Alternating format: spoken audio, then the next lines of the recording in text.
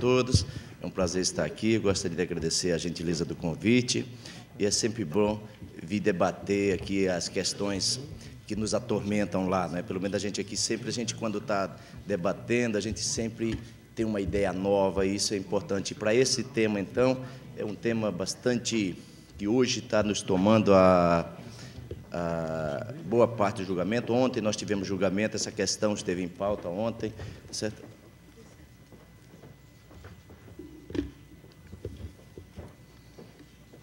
Eu não fui tão esquecido assim, não é? Olha aí, veio a água aqui. Mas, olha, gente, primeiro, dizer que também, lá com o Leonardo, a gente sempre debate muito, né, Leonardo? Nós somos briguentos, né?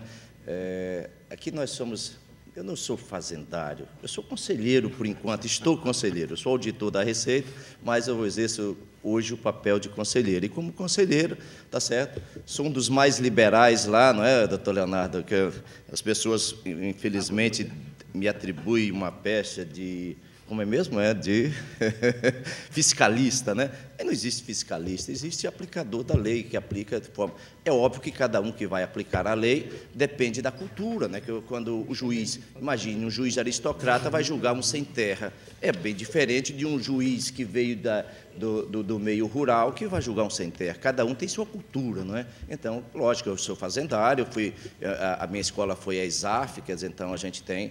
Eu tenho 27 anos de Receita Federal, óbvio que a gente tem uma cultura um pouco diferente do advogado que defende exatamente aquele ponto contrário.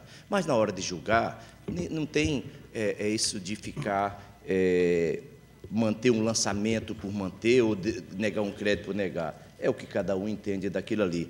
E a questão do PIS e da COFINS, o crédito, a não cumulatividade, primeiramente, eu acho que foi um dos maiores...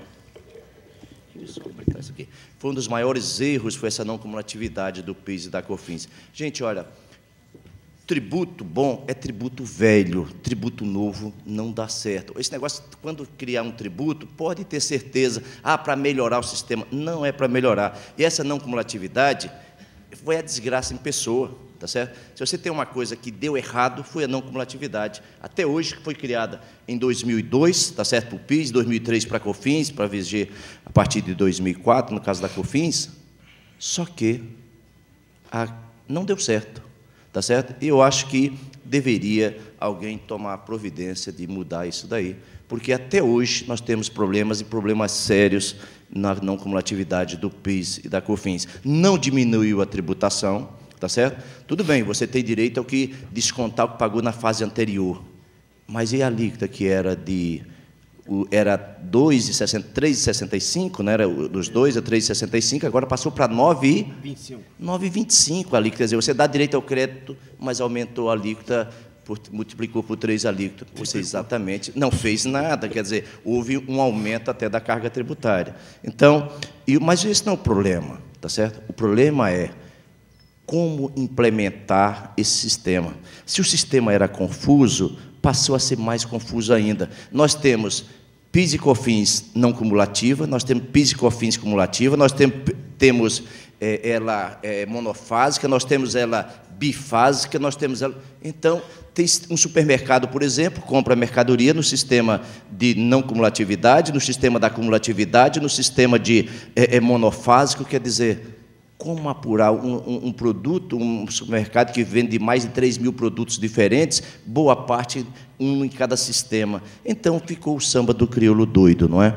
E um dos casos que nós vamos tratar aqui é exatamente uma parte, um soneto desse samba aqui, que é o conceito de insumo para o PIS e a COFINS, tá certo? Gente, eu trago sempre faço uns slides desse aí, mas geralmente eu não gosto de seguir, porque eu perco a ordem do mesmo jeito, é que só para se eu esquecer, aí eu tenho uma lembrança aí, mas eu vou esquecer de falar muito deles. Bom, o que tem isso daqui? O que é a não cumulatividade do PIS e da COFINS? Como ela é implementada? Ela é implementada pelo sistema de crédito, né? Então, o que dá direito aos insumos, tá certo? Então, o produto que você vende, você vai tributar pela COFINS, pela alíquota de saída. Mas você tem direito a abater, grosso modo, os insumos, o que você pagou, né, de insumos, né, referente a COFINS que teria incidido no insumo. E como é que é feito? Você vê o preço do insumo, o insumo que foi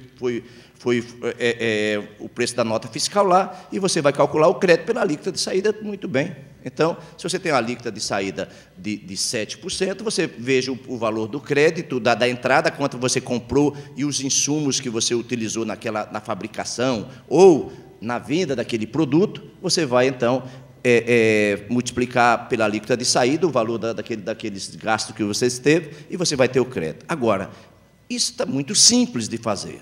Agora, o que é insumo? Tá certo? Qual é o conceito de insumo que está no artigo 3º, no inciso 2, tá? Tem mais inciso 2 da lei. Qual é? Nós temos o PIS não cumulativo. Vocês sabem que o PIS foi criado pela Lei Complementar 7, de 1970, foi publicada no Diário Oficial da União no dia 7 de setembro de 1970, tá certo? E foi, posteriormente, alterado por várias leis, tá certo? E a COFINS foi criada pela Lei Complementar 70, de 91, tá certo? E para viger em 92. Só que esse é o PIS e a COFINS cumulativos. O não cumulativo, o PIS veio pela Lei 10.637 e a COFINS pela 10.833. Muito bem. Então, as empresas, hoje, 70% das sociedades empresárias continuam no cumulativo. Todos que declaram pelo lucro presumido estão no PIS cumulativo. Somente aquelas empresas que declaram pelo imposto de renda pelo lucro real, tá certo? E algumas atividades têm que ser no lucro, dependendo da atividade, de exportação, e algumas atividades ela tem que ser pelo acumulativo. Mas, no número de sociedades empresárias, 70% delas ainda continuam no PIS cumulativo. Tá certo? Agora, qual foi o conflito que se instaurou aqui? Foi o que é insumo? O que é insumo para efeito de... O insumo de um industrial, uma empresa industrial. O insumo para uma empresa revendedora de produtos, tá certo? De um anunciante de internet, por exemplo, aquelas que vendem no .com lá, como aquelas que vendem telefone, aquelas ali. Então, depende, e aqui foi o problema, ninguém definiu o que era insumo, o conceito, a abrangência do insumo, tá certo? E aí nós vamos nos deparar, o que é insumo? E nós estamos hoje julgando isso aqui há mais de 6, 7, 8 anos, lá no CAF, essa matéria, e até hoje a gente tem que julgar caso a caso. Nós não conseguimos sumular. Nós temos tendências, tá certo? Nós temos tendência a ser seguida. E nós estávamos, nossa tendência até razoável. E essa semana, uns 2 meses atrás, veio uma decisão do STJ, do ministro Sérgio Cuquina, né, que aí modificou de novo, deu uma reviravolta, pelo menos se aquela tendência dele passar, vai dar uma reviravolta nos conceitos. Bom, o que nós temos aqui? Nós temos 3 correntes lá de jurisprudência sobre qual vai ser a amplitude do conceito de insumos, tá certo? Nós temos a corrente mais restritiva, que aplica o conceito de insumo, o mesmo conceito que é dado pela lei do IPI, tá certo? Então, nós estamos criando... Porque o PIS e COFINS, a Receita não tinha muita experiência ainda quando veio para o PIS e para a COFINS, tá certo? Então, tentou se basear o quê? No IPI, que o IPI e o ICMS são 2 impostos não cumulativos. Então, a experiência que se tinha no Brasil de não cumulatividade era só essa, de ICMS para os estados e do IPI para a Fazenda Nacional. Tá certo? Então, o que a Fazenda fez? Inclusive, copiou o parecer normativo 65, né, de 70, eu acho, sei lá quando é que ele parecer, que é uma bíblia para o IPI, tá certo? Para o conceito de insumos. Agora, é o mesmo conceito de insumo para a tributação de PIS e da COFINS? É o mesmo conceito de insumo que nós temos para o IPI? O IPI tem uma realidade, o campo de incidência é diferente, a norma na matriz de incidência é diferente. O PIS e da COFINS é outra legislação, é outra base de cálculo. Então, é essa dificuldade. Mas a Receita publicou 2 ienes, tá certo? Que estão reproduzidas aí, que a gente vai passar daqui a pouco, em que reproduziu exatamente, sem tirar nem pôr, o conceito de insumo, o conceito da legislação do IPI.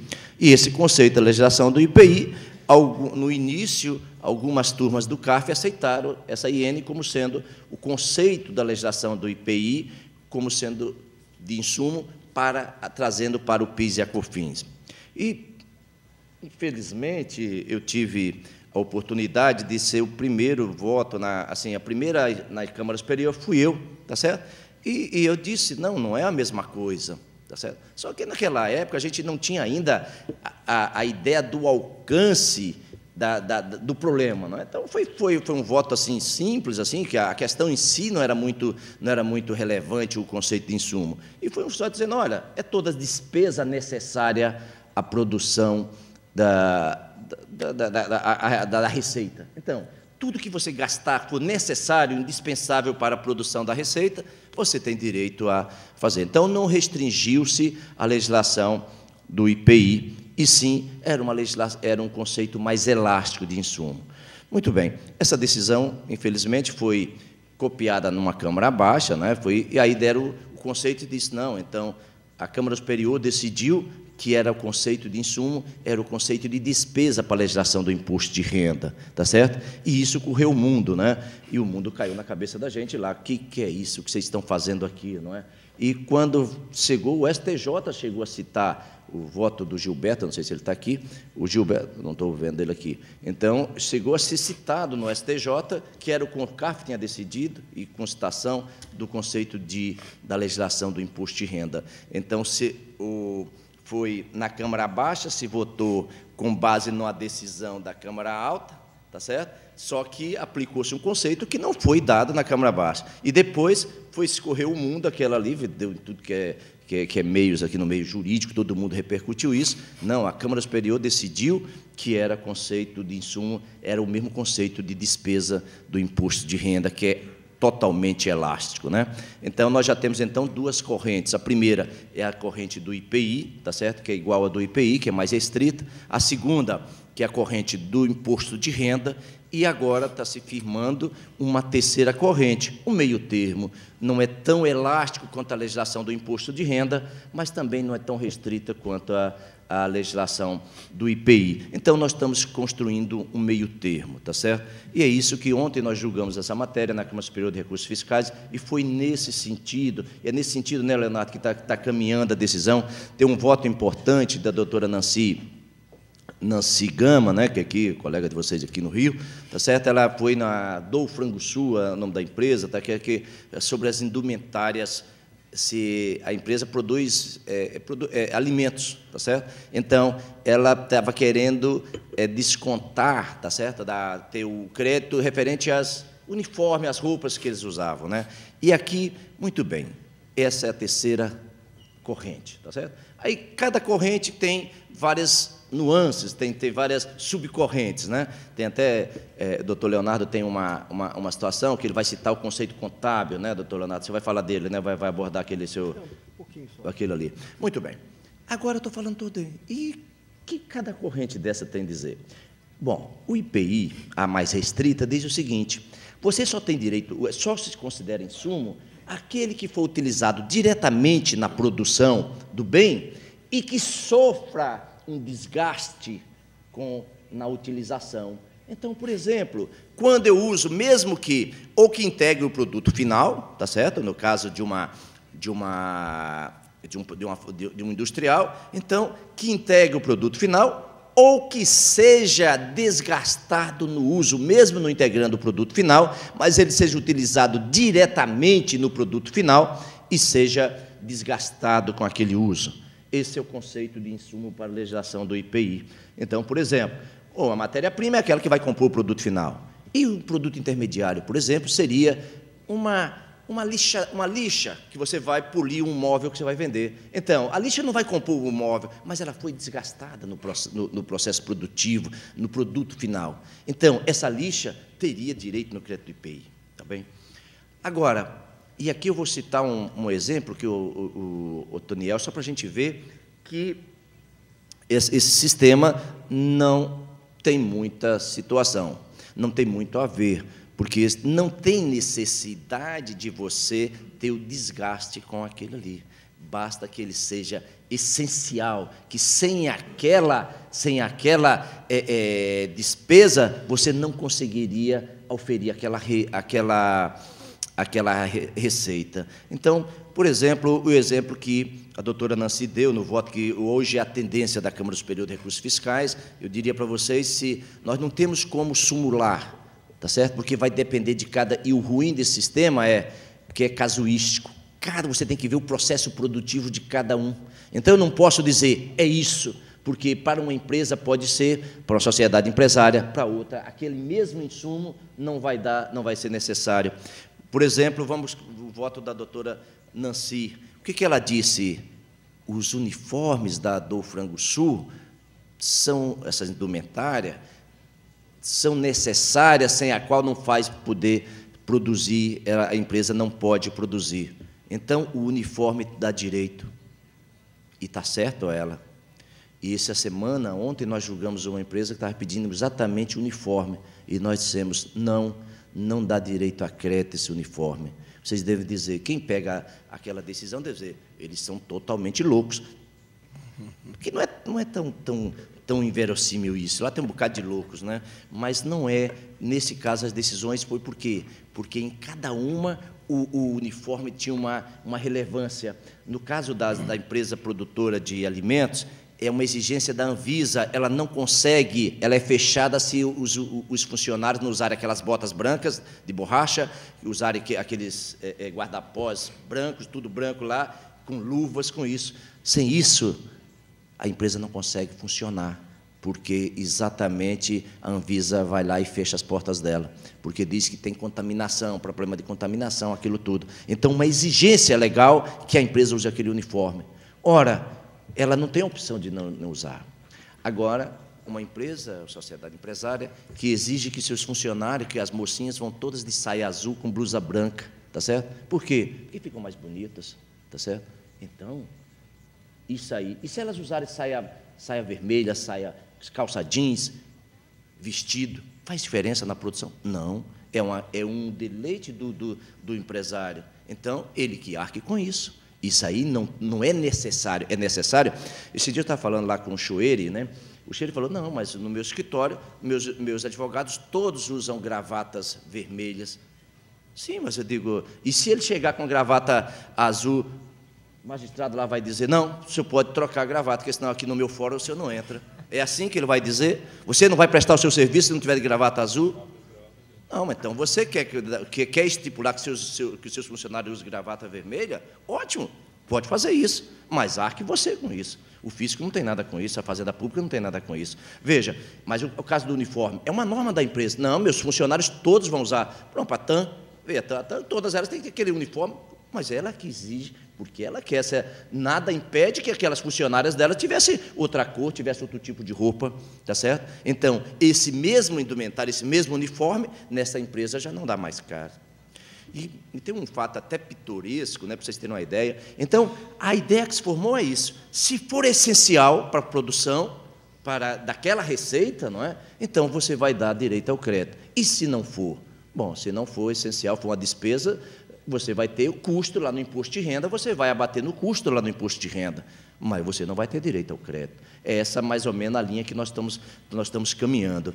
E esses dias, foi até pitoresco, eu estava numa palestra aqui, e o Natanael foi conselheiro muitos anos, né, e ele sempre é um advogado de mão cheia que anda por aí, e ele chegou e na frente perguntou assim, doutor Henrique, eu queria fazer uma pergunta. Você estava nesse? Estava, né? Absorventes, pode ser insumo? Eu falei, qual é a brincadeira, não é? Eu quero falar, você vai no meio de um auditório como esse, cheio de... O cara perguntava se absorvente dava direito a se creditar do PIS, da COFINS. Sinceramente, eu fiquei assim, todo mundo começou a rir, né? Ele fez, logicamente, não, é sério. Por quê? Ele advogava para uma empresa que fazia vasos sanitários, aqueles vasos sanitários, e exportava para os Estados Unidos. Só que os Estados Unidos, olha só, eles não admitem, eles só compram vaso sanitário se aquele vaso sanitário passar pelo teste do absorvente. Porque nos Estados Unidos as mulheres têm o costume, o costume deles, jogam o absorvente no vaso sanitário. Então, se não passar no teste do vaso sanitário, eles não compram. Então, a empresa tem que testar. Todo quem fabrica esses vasos sanitários, ela tem que fazer o quê? Ela tem que fazer o teste do absorvente. Se não passar no absorvente, ela não vai vender aquele produto para os Estados Unidos. Pode vender aqui no mercado interno, mas não vende para os Estados Unidos. Veja, então a questão, veja como é, e vai dizer o quê? Aparentemente sim, não é? Se ela precisa, se aquela sem aquele teste ela não faz, tá certo? Aquele produto é essencial para ela, tá certo? É até esquisito, né, você chegar e dizer que uma sociedade empresária tem direito a crédito na compra de absorvente. Fica até feio, né? Se o Tribunal de Contas pegar isso, vai nos chamar a atenção. Mas para aí, que história é essa, né? Como é que vocês autorizam isso? Mas vejam, no caso específico, não é? Ele tem essa situação. Então é assim que nós estamos caminhando. Não deu meu tempo, não, né, Jean? Ainda está ainda, como é? Faltam 5 minutos, não é? Eu tenho só esperança que os advogados estejam lá também para a gente controlar os tempos deles lá, não é? Bom, mas agora, então, gente, essa foi a primeira corrente, então foi a do IPI, a segunda corrente que se formou foi a do imposto de renda, que qualquer despesa teria direito. Então, só que aí não é esta a realidade, né? E a segunda, a terceira, você vai analisar caso a caso. Essa terceira corrente só tem uma dificuldade. Por quê? Porque aí você fica casuístico, você não tem um critério, o critério você tem, mas você tem que olhar todo o processo, vai ser um processo. Você não vai poder julgar em lote, porque você tem que ver cada uma daquelas situações para ver qual é o processo produtivo. E vocês, advogados, prestem atenção quando vocês fizerem esse pedido. Mostre o seu processo produtivo, tá certo? Não basta, porque eu fico só imaginando a dificuldade que os senhores têm quando vão ser consultados por um empresário e diz: eu tenho direito a esse crédito ou não tenho direito a esse crédito? Eu posso me creditar ou não? Porque a Receita Federal tem um sistema lá da compensação, ele pergunta o seguinte: você vai lá, vai pedir a compensação e informa o crédito, tá certo? E se for aquele comum, o sistema passa normal. Agora, se for meio assim, essa daqui do absorvente, por exemplo, ou qualquer outra coisa, o sistema pergunta, ele não veda, mas ele diz assim: tem certeza que você quer o crédito, tá certo? E você diz, aí o cliente ele liga e diz: olha, está perguntando se eu posso acreditar. E você vai dizer o quê?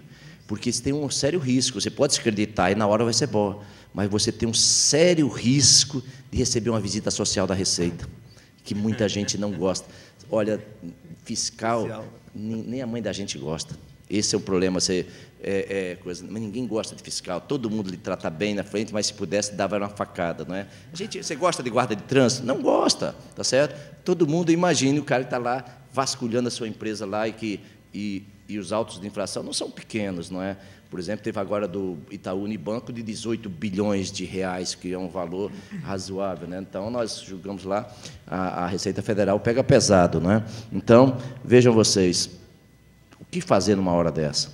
Então, essa é a dificuldade que eu falei para vocês do PIS e COFINS não cumulativo, da não cumulatividade.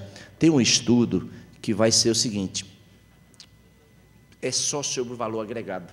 Então, tudo que você gastou anteriormente, vai poder tirar, você vai poder tudo. Obviamente que eles vão diminuir, vão aumentar a alíquota, esse é o problema. O que o governo está na preocupação, já não saiu essa norma por um motivo.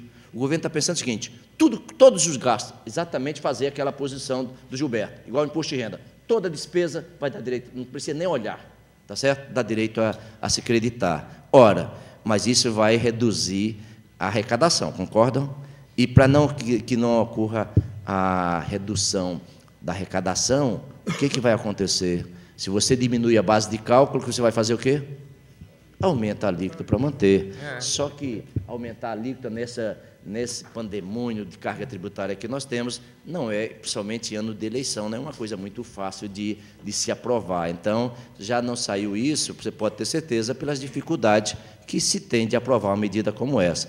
Mas alguma coisa tem que ser feita, tá certo? O que não dá para ser do jeito que está hoje, porque é uma insegurança muito grande. Eu fico imaginando, eu estou falando de pessoas de bem, eu não estou falando de sonegadores, não, eu estou falando de pessoas bem-intencionadas, que não querem perder, tá certo? Porque também nós sabemos que a concorrência é grande, e se você o seu vizinho se acredita e você não, você está perto de sair do mercado, né? É igual a Receita tem só uma informação fora disso aqui, no caso de classificação de mercadorias. O que muitos contribuintes reclamam é o seguinte: olha, meu concorrente está classificando, né, para aí a classificação de mercadoria na importação, ele importa, então, está dizendo, tempo esgotado. Muitos contribuintes estão reclamando que se desembaraçar a mercadoria no Rio de Janeiro, ele pode colocar no código tal que vai passar. Se você desembaraçar a mercadoria em São Paulo, a fiscalização lá entende que o código é outro, então vai dar outra alíquota. Então, fica aquela situação. Por isso, a Receita vai mudar e vai criar agora um sistema unificado de classificação. Qualquer parte do Brasil vai ser a mesma alíquota que você vai desembaraçar. Mas esse é o problema da concorrência, porque se o seu vizinho, você não se acredita e o seu vizinho se acreditar, ele está com uma vantagem de mercado para você. Imagine num setor competitivo, tá certo? Que os preços, a margem é pequena, você sai do mercado. Gente, ó, infelizmente o tempo acabou, gostaria de agradecer a paciência e... Agora, o doutor Leonardo Mussi, quem fala por último, fala melhor, ele vai dar o recado dele. Muito obrigado.